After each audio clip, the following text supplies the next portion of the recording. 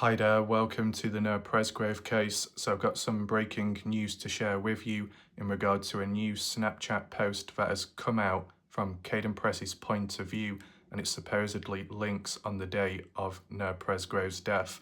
Now, I do want to be careful with my language and wording. As for the information tab, like with that Mikey Lair Snapchat, where it gave a date, a time, a post, that doesn't seem to be the case here.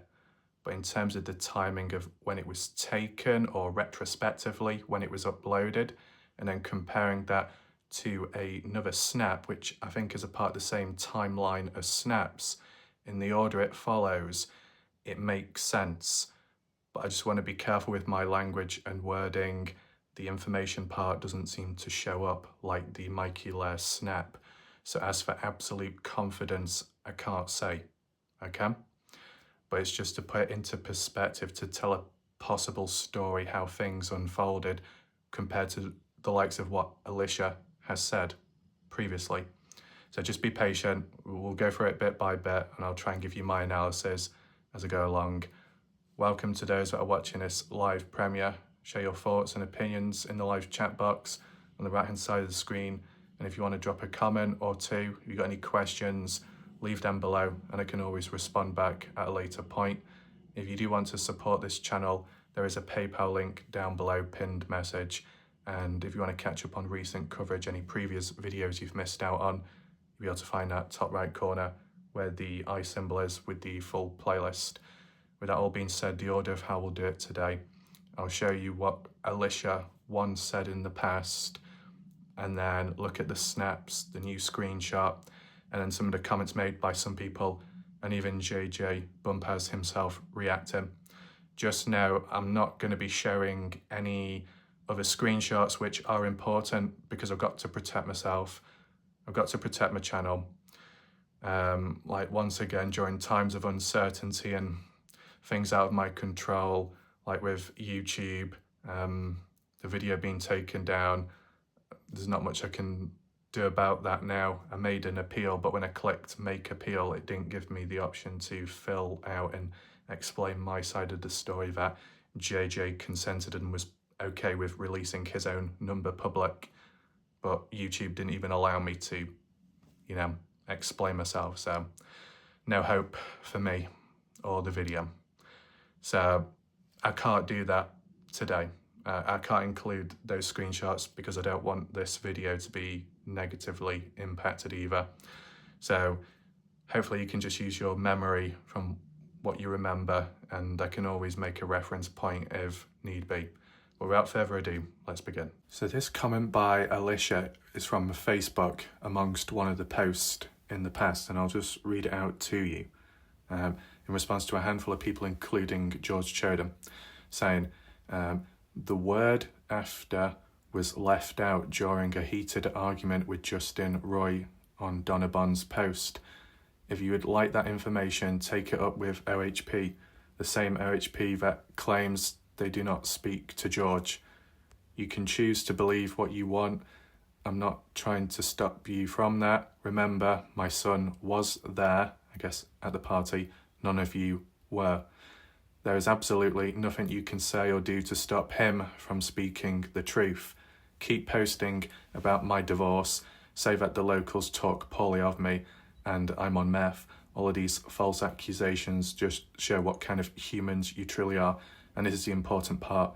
Kaden Pressey went nowhere the day Noah was found except for home. He never left and met a friend. Not true. So Alicia says Kaden Pressey, after 7 in the morning, and from Kaden's point of view, arriving home at 8:15, Kaden remained at home for the rest of the day and did not go out, did not hang out with JJ Bumpaz. Now Kaden said himself it was the day after Noah's death he went out to hang at the lake with JJ. So that would make sense and it would be consistent with Alicia. However, JJ Bumpaz said himself he met up with Kaden on the day of Noah's death, which goes against what Kaden and Alicia says. Why would that be the case? Why would JJ Bumpaz say Kaden met up with him at the lake on Monday, the day of Noah's death. If Kaden says it was the day after, what's really going on there? Why would one person need to lie when it's such an innocent event, simply hanging out with friends, loved ones, people you're close to? Why is that a crime? Unless there is a deeper meaning behind it. So something like this is problematic because it's not just what JJ says that counters and goes against this, but the snaps.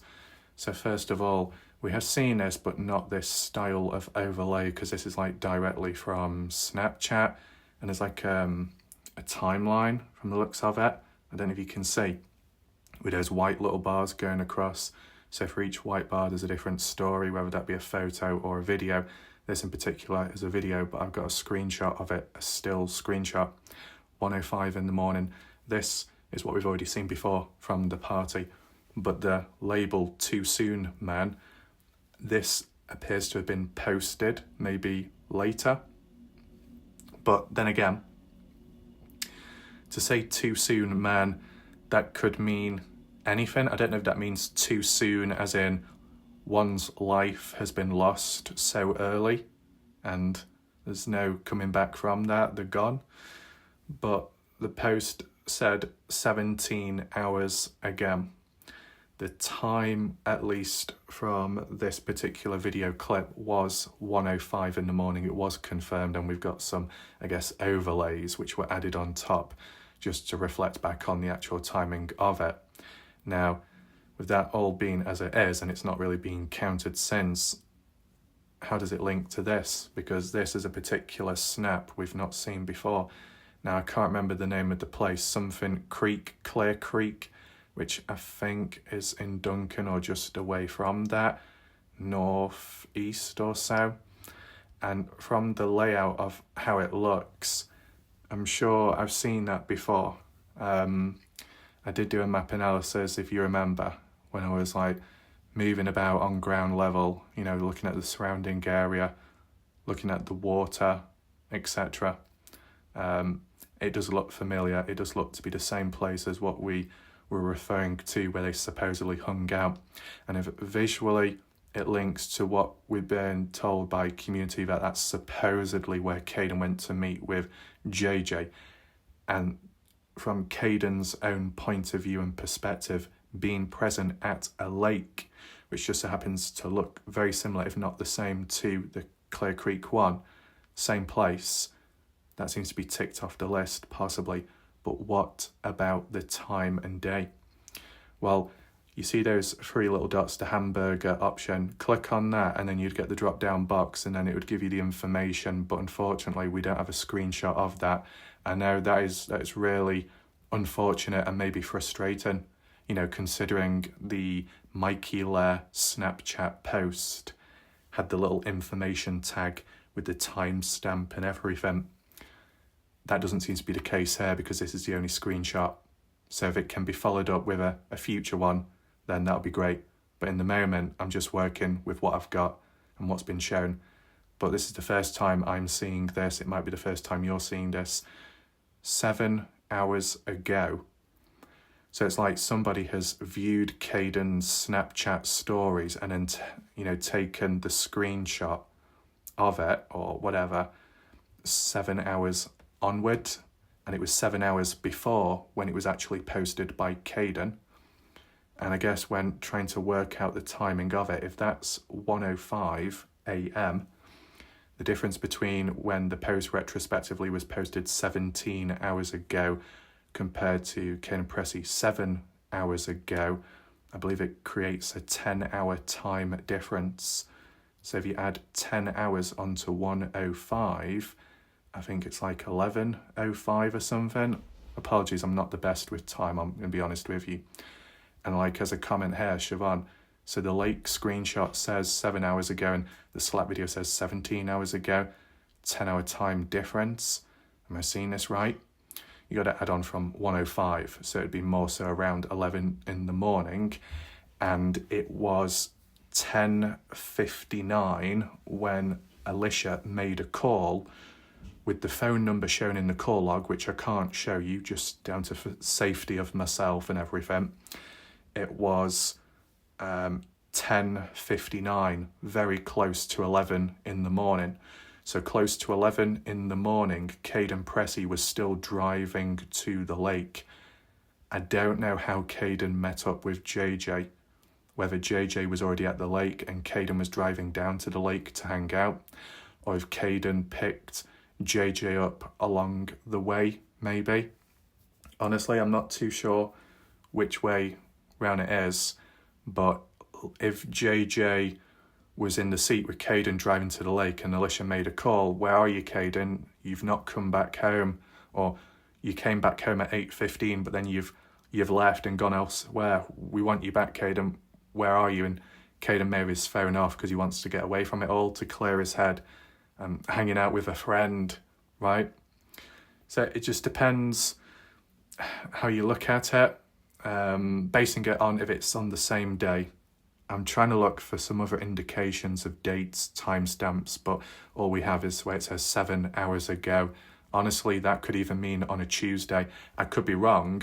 I'm just trying to be a little bit more controlled this time to try and see it from both sides, because I know not everybody may believe in this or think it's good enough. But if there are any updates in the future where I can add on, then I'll try and do that. But 1:05 in the morning, 10 hours on, which is around the time of when that call was made to JJ Bumpers from Alicia's phone records, because the phone number matches up with JJ's 100%. Why would Alicia be calling JJ? But furthermore, why would Alicia say she didn't call JJ, she called her mother-in-law? The mother-in-law's phone number is different to what's on the call log. What's on the call log by Alicia is matching of JJ's number. So that's why it's a little bit wonky, a bit unusual. It's yet another, why would one person need to lie about it if it's just a innocent call? And even if it was all down to trying to figure out what Kaden's up to, where's he at, any level of concern. If Kaden was asleep during Noah's death, then Kaden's innocent. Then for Kaden later to leave at whatever time it is, whether to get back home or to go straight onto the lake, you could understand Alicia calling concerned. Where are you, Kaden? We've heard about the news, or maybe we've heard about the news. Are you okay? Where you at?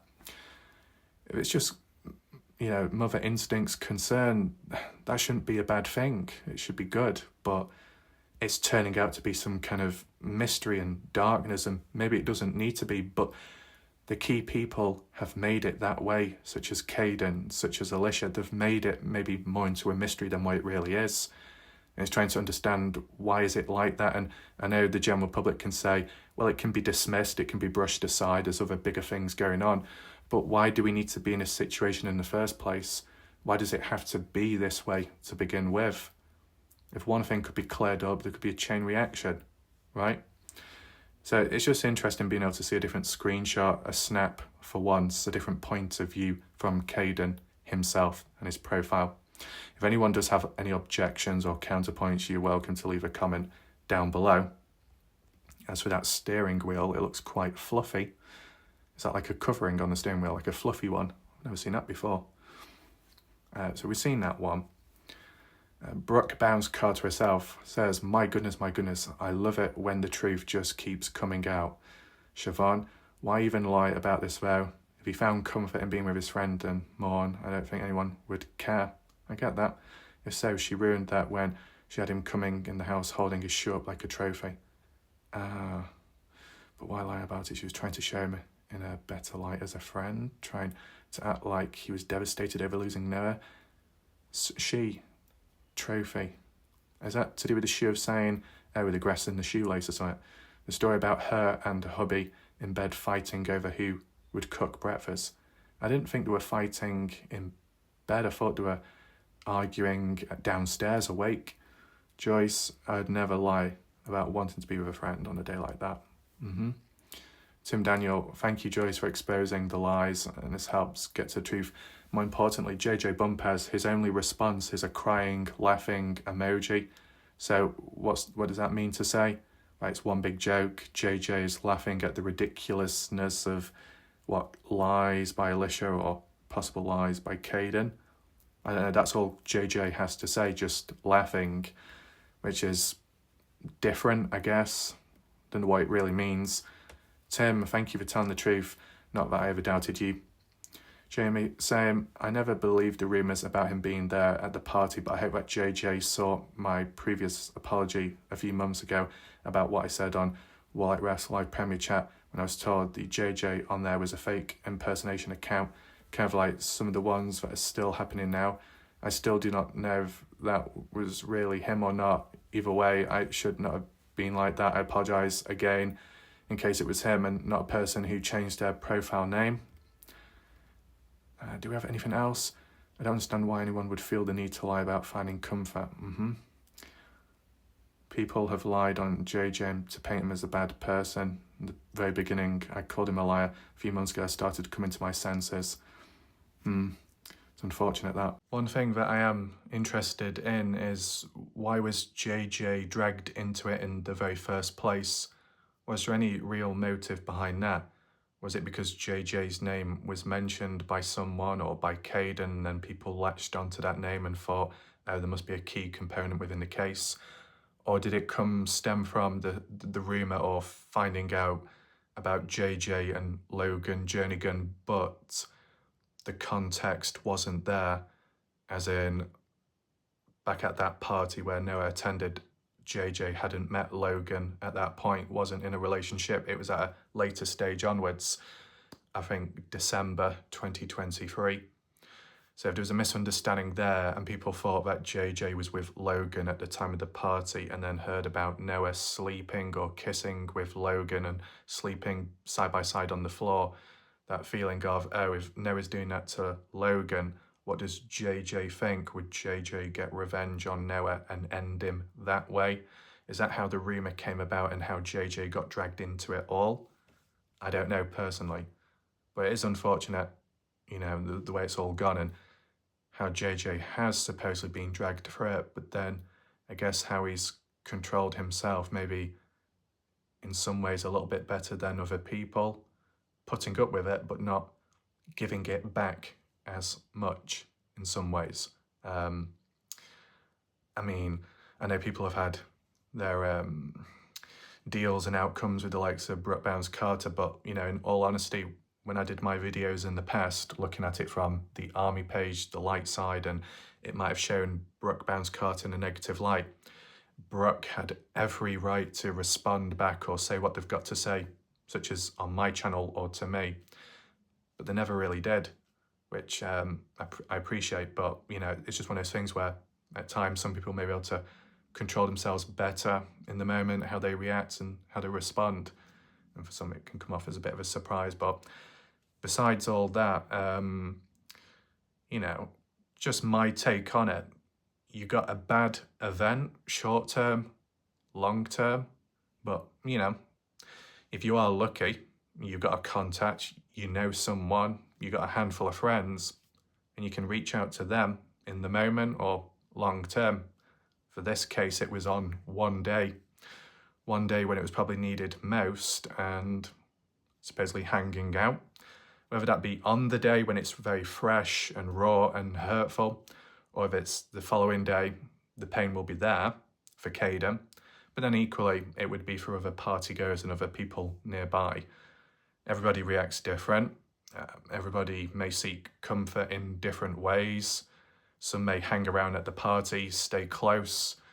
Others may go to their parents, sisters, brothers, whatever.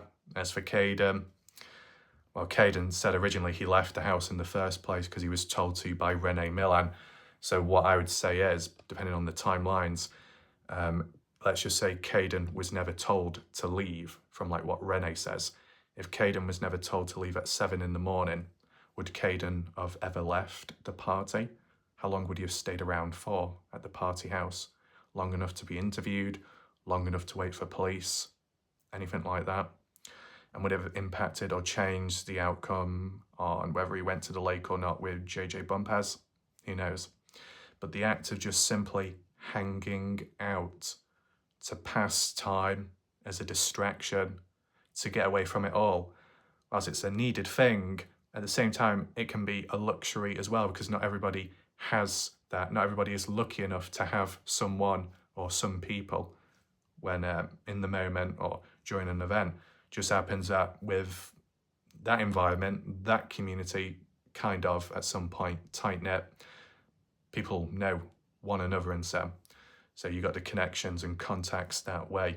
But despite maybe people knowing each other fairly well, it's not been cohesive, it's not been cooperative in terms of the outcome of this case and how it's gone, which is also unfortunate.